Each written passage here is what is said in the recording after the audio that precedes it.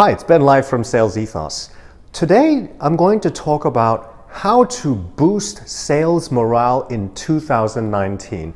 With the holidays coming to a close, many salespeople are going to feel a little bit sluggish coming back to work. And I'm sure many of you are trying to think of ways to boost their sales morale and as a result, kickstart the year with high sales revenue. And before we talk about how to boost sales morale in 2019, I just want to highlight that the very word morale has its origins in the word moral. That's right. So you cannot increase the morale of your team without first having strong morals. And this inherently makes sense. Have you ever observed how some salespeople who are novices outperform the far more experienced salespeople? One of the key reasons for this is because their belief in their product and in what they're doing is so much stronger. And as a result, they're more proactive and they're more persuasive because they have the moral high ground, so to speak, when it comes to sales situations. So just as a preface, if you want to boost the sales morale of your team in 2019, you have to start from a moral perspective. And now for the 3 practical tips. Number 1, you need to think about the big picture. You cannot boost people's morale and their morals if you don't understand why you are in business in the first place. Now, mind you, there's a lot of content out there about how to create mission statements and purpose statements and so forth. So I'm not going to go into too much detail there. But what you do need to do is to make sure that you're not focusing just on self-centered goals. A lot of companies will make their goal to be the biggest widget manufacturer in the world or the leading specialist in whatever field they're in. These are very internally focused. What I want you to do is to have a think about how your company is going to make a difference in the big picture. What is the value that you're bringing people and the difference that you're making in their lives that's going to have a lasting impact? So whatever your product is or your service is, have a think about how you're having an impact and then create your purpose and your vision, mission statement based on that vision. And once you have created this list or this statement, the second thing that you need to do is to create a list of your core values.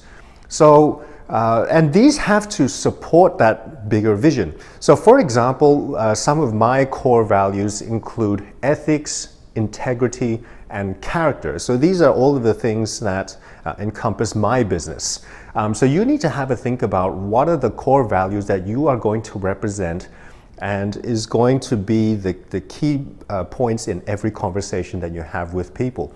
And just as a quick comment on this, it's not enough just to say that you're going to have integrity as one of your core values without some sort of way to substantiate it.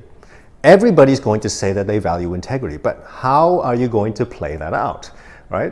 Try to be very specific about what are the actions you're going to take in order to live out this value. Another one that's very vague is to provide the highest quality, right? How are you going to provide the highest quality? What does that encompass? Does that mean that you're going to have certain warranties, or are you going to make sure the product lasts a certain length of time? And the same can be said for customer service. Everybody's going to say they have great customer service. How are you going to quantify that? So have a think about those and write those down. Now the third step is to communicate and to live out those values daily. There's no use coming up with a vision statement and all these values if you don't tell the team that this is what we're doing and this is what we represent.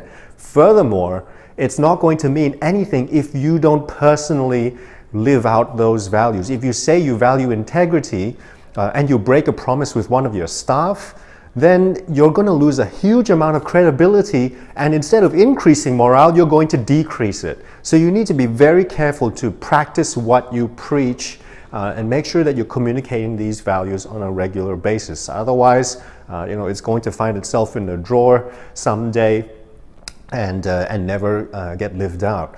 So there you have it.